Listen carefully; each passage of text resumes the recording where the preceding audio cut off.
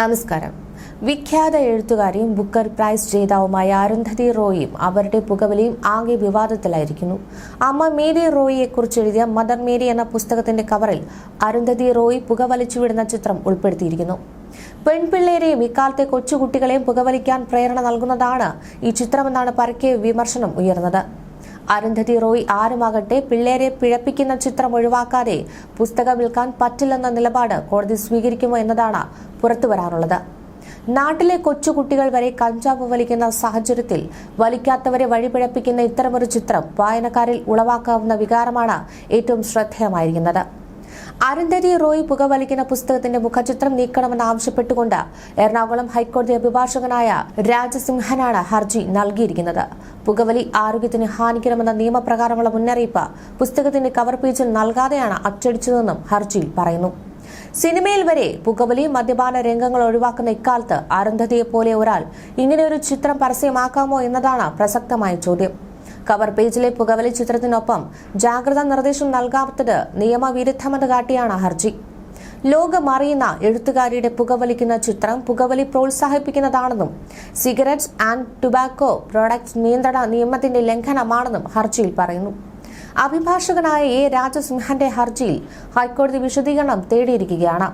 അരുന്ധതി റോയിയോടും പുസ്തക പ്രസാധകരായ പെൻഗിൻ ബുക്സിനോടുമാണ് കോടതിയുടെ division bench വിശദീകരണം തേടിയിട്ടുള്ളത്.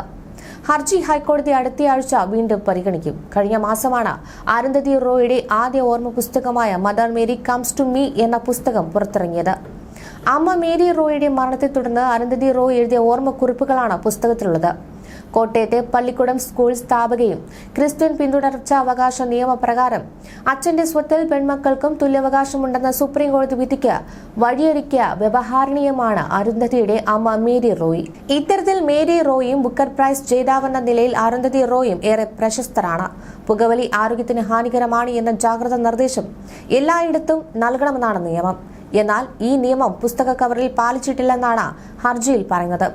എഴുത്തുകാരെയും പ്രസാധകരെയും എതിർകക്ഷികളാക്കിയാണ് ഹർജി. ഈ മാസം 25-ന് ഹർജി കോടതി വീണ്ടും പരിഗണിക്കും. മേരി റോയിയുടെ മകൾ എന്നതിനേക്കാൾ ബുക്കർ പ്രൈസ് ജേതാവ് എന്ന നിലയിലാണ് അരുന്ധതി റോയ് ഏറെ അറിയപ്പെടുന്നത്.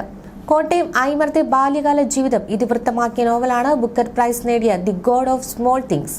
ബുക്കർ സമ്മാനത്തിന് അർഹയായ ആദ്യ വനിതയാണ് അരുന്ധതി റോയ്. 1997-ലാണ് ഇവർ ബുക്കർ പുരസ്കാരത്തിന് അർഹയായത്. കോട്ടയം ഐമനം സ്വദേശിനിയായ മേരി റോയുടെയും ബംഗാളിയായ രാജീവ് റോയുടെയും പുത്രിയായി 1961-ലാണ് അരുന്ധതി റോയ് മേഘാലയത്തിലെ ഷിലോങ്ങിൽ ജനിച്ചത്. എഴുത്തുകാരി എന്നതിലുപരിയായി അറിയപ്പെടുന്ന ഒരു സാമൂഹിക പ്രവർത്തകയും വാഗ്മികിയുമാണ് അരുന്ധതി റോയ്. ചലച്ചിത്ര സംവിധായകനായ പ്രദീപ് കിഷനാണ് അരുന്ധതിയുടെ ഭർത്താവ്. അരുന്ധതി റോയുടെ പ്രസിദ്ധീകരിക്കപ്പെട്ട ആദ്യ നോവലായ ഗോഡ് ഓഫ് സ്മോൾ തിങ്സ് ആ കൊല്ലം ലോകത്തിൽ ഏറ്റവും കൂടുതൽ വിറ്റഴിഞ്ഞ കൃതികളിൽ ഒന്നായിരുന്നു. നോവൽ പ്രസിദ്ധീകരിച്ച് 5 മാസത്തിനുള്ളിൽ തന്നെ 3.5 ലക്ഷത്തിലധികം കോപ്പികൾ ലോകമെമ്പാടും വിറ്റഴിഞ്ഞു. 24 ഭാഷകളിലേക്ക് ഈ നോവൽ തർജ്ജമ ചെയ്യപ്പെട്ടിട്ടുണ്ട്. അമ്മ എന്ന സുറിയാനി ക്രിസ്ത്യാനി കുടുംബിനിയുടെയും വെളുത്ത എന്ന പരവ യുവാവിന്റെയും ദുരന്ത വർണ്ണനയാണ് കഥകളുടെ കേന്ദ്രം. അമ്മു വെളുത്തയെ സ്നേഹിച്ച് രാത്രികാലങ്ങളിൽ ഐമനം രാത്രി ഒഴുകുന്ന മീനച്ചിൽ ആറിന്റെ തീരത്ത് സ്ഥിരമായി കണ്ടുമുട്ടിയിരുന്നു. ഈ ബന്ധം മനസ്സിലാക്കിയ സവർണ സുറിയാനി ക്രിസ്ത്യാനി ബന്ധുക്കളും ഒരു കമ്മ്യൂണിസ്റ്റായിരുന്ന വെളുത്തയെ രാഷ്ട്രീയമായി ഒതുക്കുന്നതിനായി ഒരു പ്രാദേശിക നേതാവും ചേർന്ന് ഒരു കള്ളക്കേസിൽ കുടുക്കി പോലീസ് ഇൻസ്പെക്ടറുടെ ഒത്താശയോടെ അടിച്ചു കൊല്ലിക്കുന്നതാണ് കഥയുടെ ചുരുക്കം.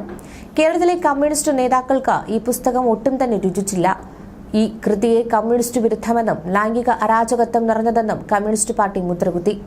ബൂർഷ്വാ സമൂഹത്തിലെ അപജയത്തിന്റെ സാഹിത്യമെന്നാണ് EMS നമ്പൂതിരിപ്പാട് ഈ കൃതി അക്കാലത്ത് വിലയിരുത്തിയത്.